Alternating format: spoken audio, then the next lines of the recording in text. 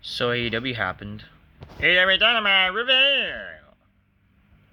Um, so here's the big thing that happened on the show.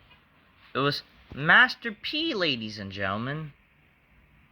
I don't care. Yeah, this guy didn't even flinch when the Death Riders show up. So Master P was like, "Oh God, I'm so happy to be in Dynamite. It's my hometown or something." Nothing really to be desired of why it's important for having him there. You know what I mean? Death Riders just storming the ring. Oh yeah, the ops as they call themselves. They celebrate the fact that they're on the show. I don't know. They're the Trios champions after winning the tag titles last week. Then the Death Riders show up, attacks them, but then like the ops fight them off, and then you see it's so quirky. Like Mr. Moxley, who couldn't even who's the world champion, and he's able to be fought off, and it looks weak, and gets choked out by freaking Samoa Joe, and you got Master Beast like even like taking shots at Mox, like what the fuck we're doing, and then he ordered Joe to put him to sleep, which is like what the fuck. We then see the Elite show up, and they try to get on basically Moxie's good side by helping him, and then we see Kenny Omega, and Swerve makes the save to have them run away, and yeah. Samoa Joe then said, "Oh, I'm gonna get a title, my title back." And then like you had Swerve's like, "Oh, are you now?" So basically like get it, because Swerve beat him for the world title and all that kind of shit. So there you go. We then have Nick Wayne celebrating becoming the youngest champion in AEW history, whatever. Even though it's not an AEW title, or whatever. Christian then says, "This is what happens when you listen to the patriarch, or this is what happens when you listen to your father." And then Nick Wayne then argues, "So this is what happens when you have a plan and listen to it." Christian did say that, yeah, we all celebrate for Nick Wayne, and even you and your mother, me and your mother, we celebrate extensively. You get it? Whatever. And that's how that segment went from there. Whatever. Mark Briscoe defeats Ricochet in some match, which apparently was no DQ. I don't know. This match really had no story or whatever. Not that every match in the AEW basically doesn't have any stories. So then you had Ricochet attack Mark after the match, but then Kevin Knight makes the save and whatever.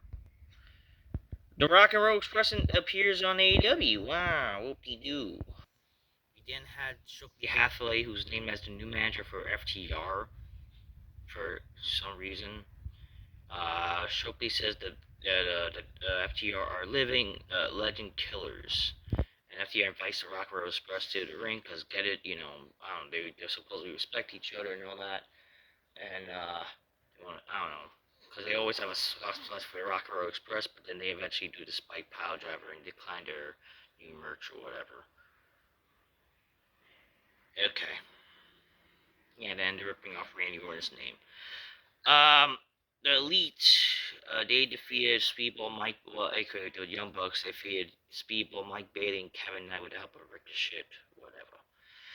We then have, which is probably the only segment that is carrying AEW, or the only story that's carrying AEW, is MJF wanting to join the Hurt Syndicate for God knows what reason, really. But it's honestly the only storyline that's carrying AEW because it's so fun to watch.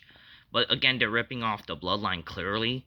It is what it is. Anyways, MVP and Shelton Benjamin. Oh, so MJF comes out after the Hurt Syndicate. They're celebrating a night out of town with the bunch of Broadslat suite. And then MJF showed up. He showed up with this vehicle.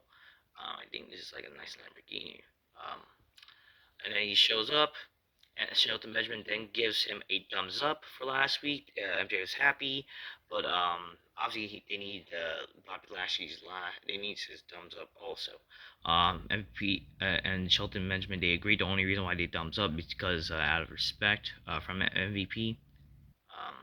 So Bobby Lashley remains undecided, but MJ says that he agrees to let him join if they take over professional wrestling. Offers him the new car, and then Lashley's like, "Oh, let me see the keys," and basically MJF is just, I don't know. He's like, again, he's gonna be like a guy, like those rich guys that just, trying to pursue their way to the top. So, I guess that could be his gimmick. It is what it is.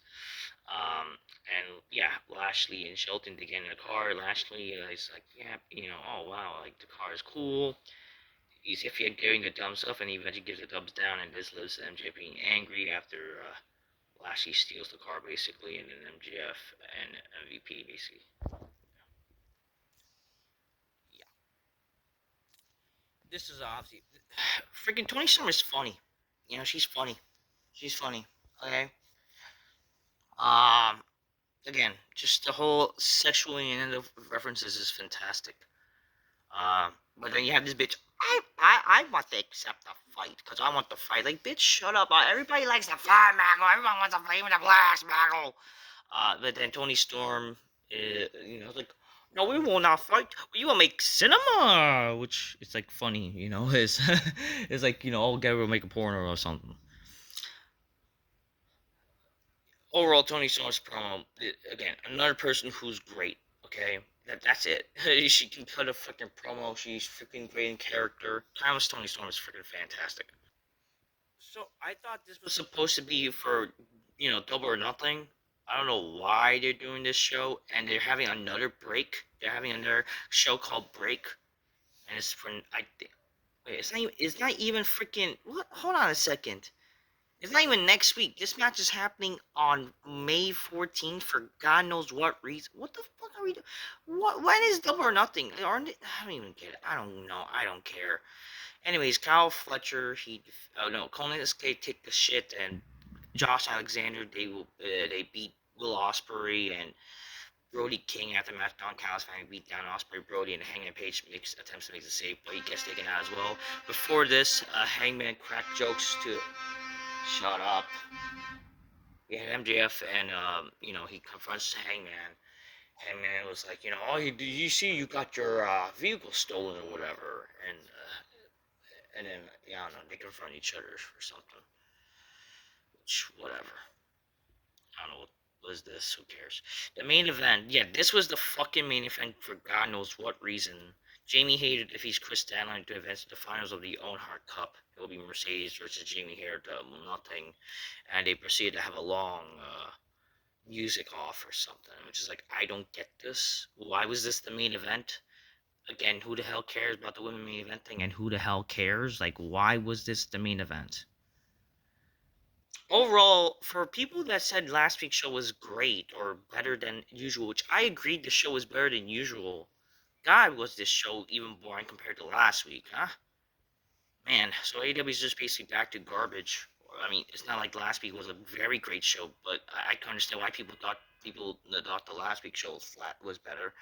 This was just ugh. It was just shit like usual. Till next time, peace. Yeah, bye.